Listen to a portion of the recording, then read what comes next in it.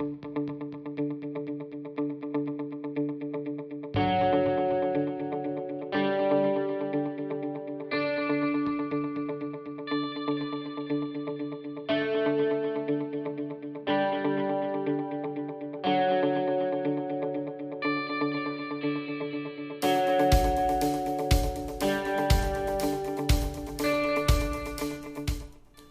to Lesson 5, Design for Manufacture. In this lesson, we'll talk about the Analyze step as a continuation of the MAD-V. In addition, we will explore a significant approach to doing what we call the Design for Manufacture. We'll talk about the principles behind the DFMA and how we would actually apply this in our design.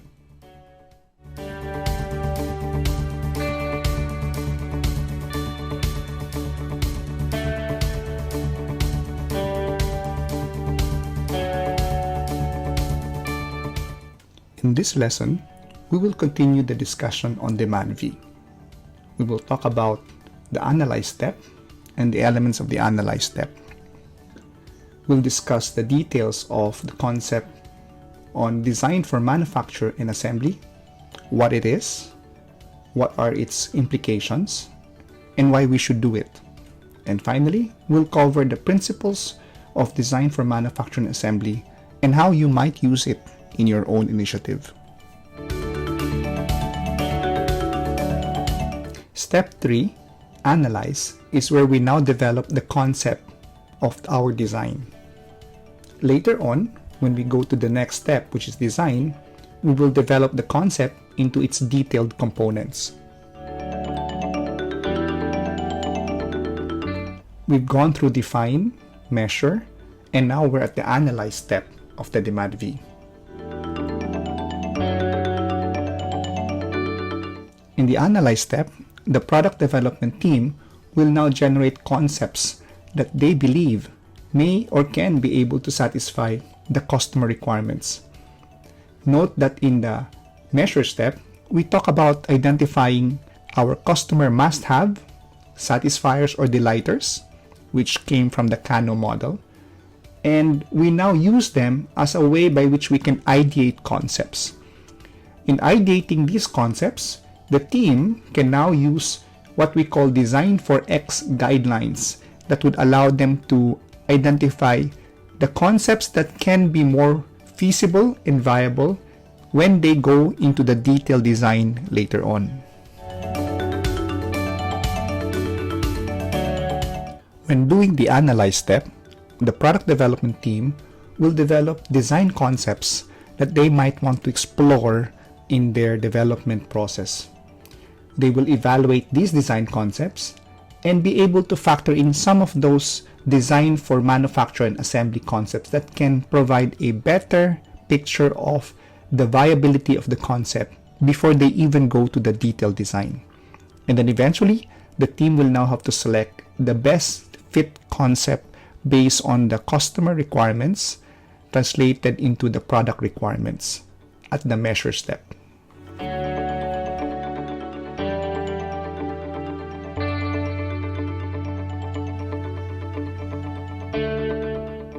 As the product development team develops these concepts, they can now use what we call Design for X guidelines that they can help define the viability and feasibility of these concepts before they invest further on the detailed design. These Design for X guidelines focuses on various aspects of the product, not only of its use, but also of its disposal, or its production, and even its development.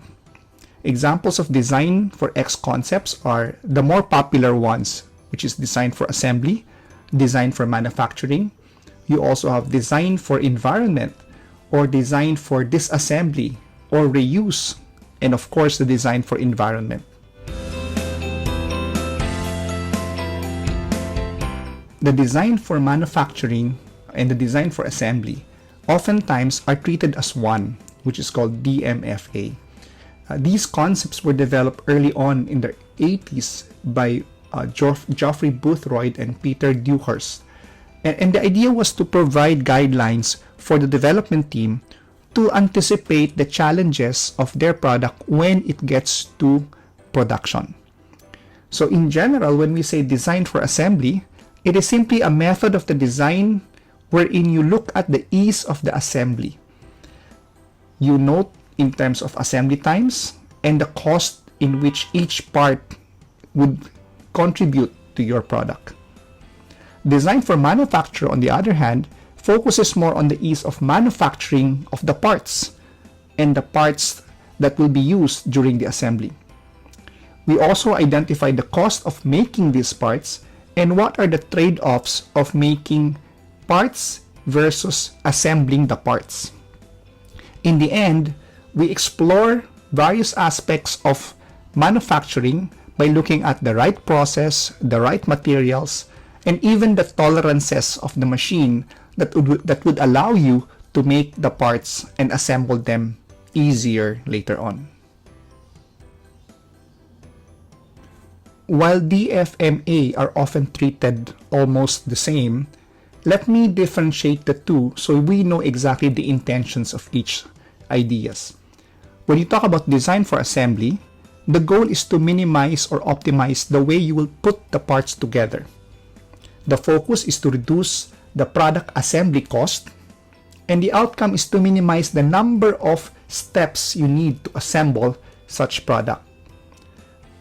In terms of the DFM, or the design for manufacturing, the focus is optimizing your manufacturing process, and the goal is to be able to reduce the production cost and minimize the complexity of making these parts.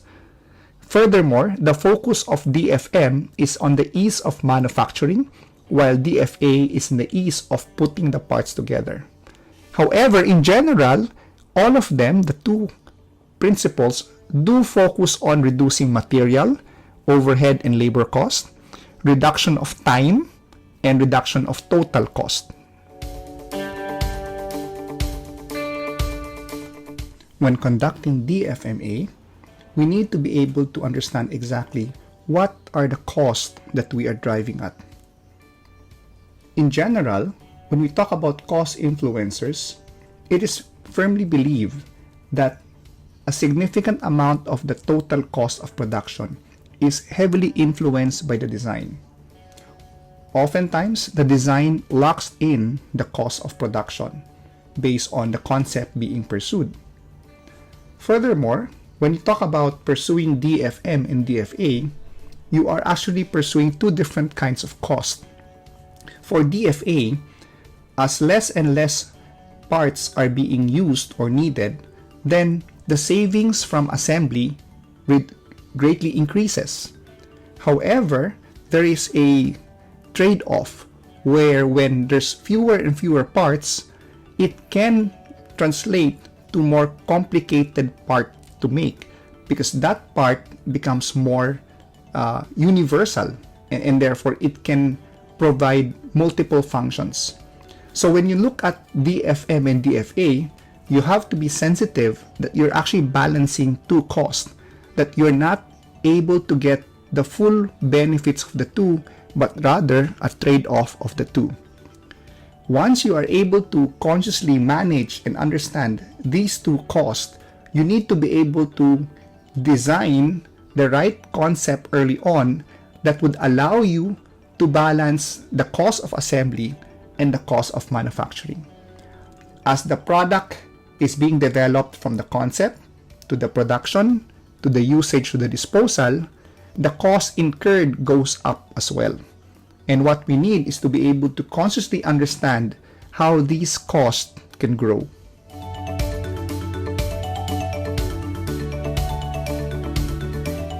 When applying DFMA, product development teams can experience around 30% reduction in parts, 40% reduction in assembly cost, and up to 35% reduction in the total product cost. These can be experienced by looking at the reduction in your assembly time, the total number of assembly steps or operations, even defects because there's less parts, less service calls needed because there's less parts to manage, and finally, faster time to market.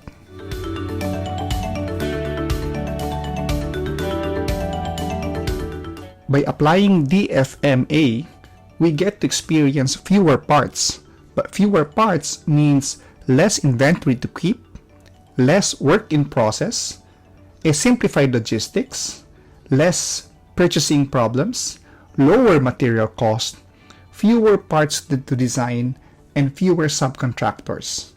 All of this would produce more benefits of better quality, less fixtures and tools to be used in manufacturing later on, simpler assembly, less expensive assembly cost because less time is needed, shorter assembly time, manufacturing of scale is easier, and finally, having a flexible and automated assembly becomes feasible.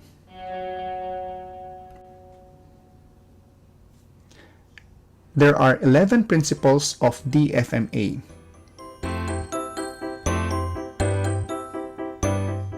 Principle number 1. Simplify. Reduce the number of parts you need. Less parts means simpler design. Less parts means lesser chances of defects from the parts. Reduces the fabrication and assembly cost of the parts. It can make automation more feasible because less parts are needed. The inventory or the work in process needed also goes down, and the lead time or the transaction cost or time needed to provide for the parts is also lesser.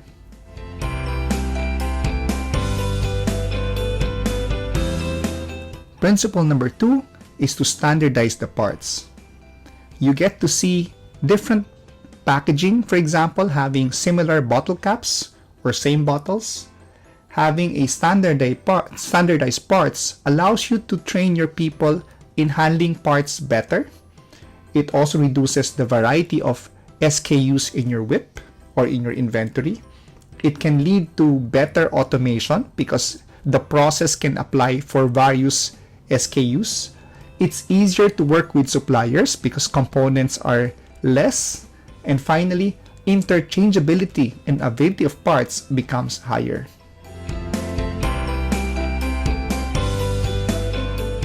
Principle number 3 is simplifying your fabrication or your production.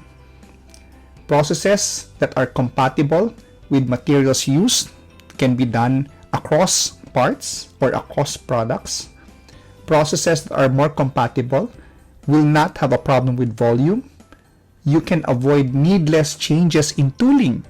When you change parts, you can decrease the number of process steps. And finally, overall cost to fabricate is less.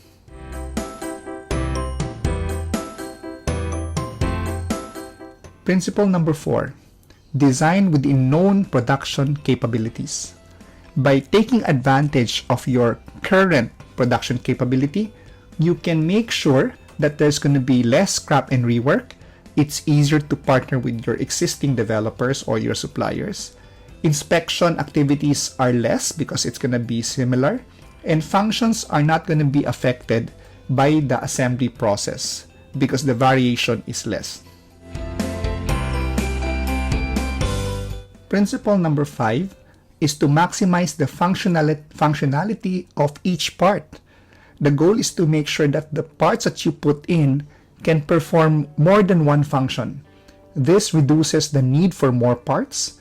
It lessens the need for more parts to be assembled, and therefore serviceability would be better. However, there might be some need to balance between a part that does so many multiple functions, which can eventually have an effect, a negative effect on serviceability. And finally, cycle times are reduced because a single part can do more than just a single function.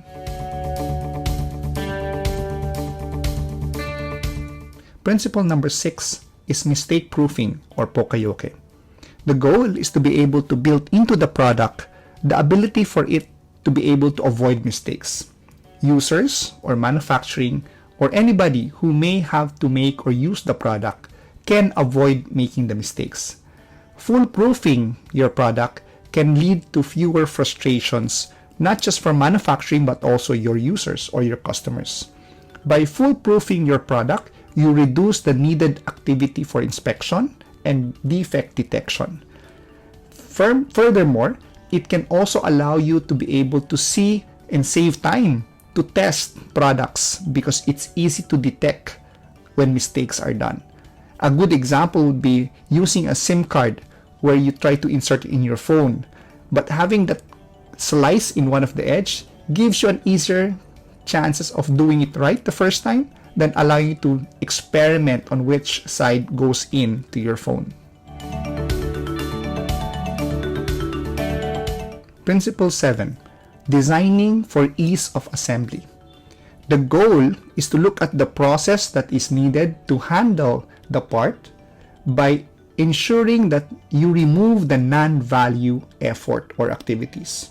Certain parts can have pre-orientation so that it's easier to assemble and no need to figure it out. Some parts are easier to handle, needing only one hand, for example. Or you can use the natural laws like gravity to avoid having to carry or lift the parts and bring it to the assembly itself. Principle number 8. Avoid or minimize the use of flexible parts and interconnections. As much as it is so interesting to be able to provide flexibility in our products, oftentimes when parts are very flexible, they're also prone to damages.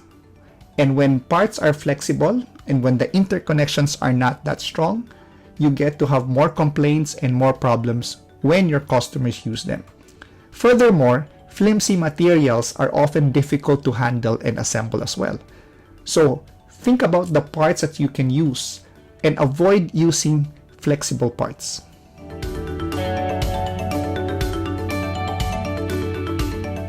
Principle number 9. Maximize the accessibility in your product. You have to make sure that it's easy to reach the parts.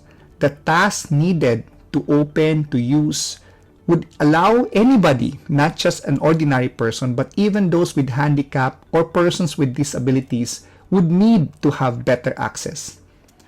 By having to consider maximizing accessibility, it allows you for easy reach or easy access when you disassemble, especially for serviceability later on. By having easy accessibility to the parts or to the product, there is a lesser life cycle cost of the product later on when it needs to be recycled or repaired.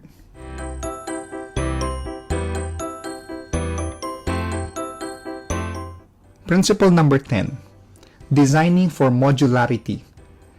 When you talk about designing your product, you could imagine that your product is made up of major components that will come together.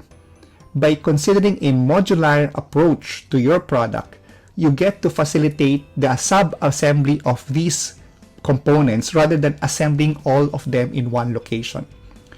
By having modularity, you can easily have a mix and match combination of your products and allowing for other variations of your products. Modules can be tested separately rather than tested as a whole, and therefore scheduling can be easier by focusing on assembling modular products rather than the main product itself. And finally, Principle 11. Design for automation. By simplifying the parts and the processes of your product at the early concept, you are in a way preparing for your product to be automated later on when it gets to the production. By considering automation early in the design, you are allowing an easier scale up of your product even during the concept. Some DFMA tips in order to make DFMA work for you. First, you need to bring all the key players, not just the R&D or the development team, but even manufacturing, logistics, supply chain, QA, to help develop and ideate on what the new product architecture would look like. You need to be able to conceptualize the product early on before you actually dwell on the details. You can identify modules of the product so that teams can work on modules that can be developed separately. Later on, in our next session, we'll talk more about doing an assembly analysis of your product in terms of its cost and time. it's also important for you to generate a list of the opportunities that you can use in your product when you apply DFA or DFM. You can also apply other creativity techniques like design thinking and other brainstorming activities to enhance the design of your product. Once you've actually built in DFMA in your concept, you can now select better or best ideas and narrow down on those ideas furthermore and still applying DFMA. By making the material and process selection early on, the suppliers can be involved even in the concept of the product. When we establish the target cost of the product at the early onset, it's gonna open up for opportunities to improve the design earlier than later. And finally, we can conduct the detailed design of the new products later on and still apply the same DFMA principles.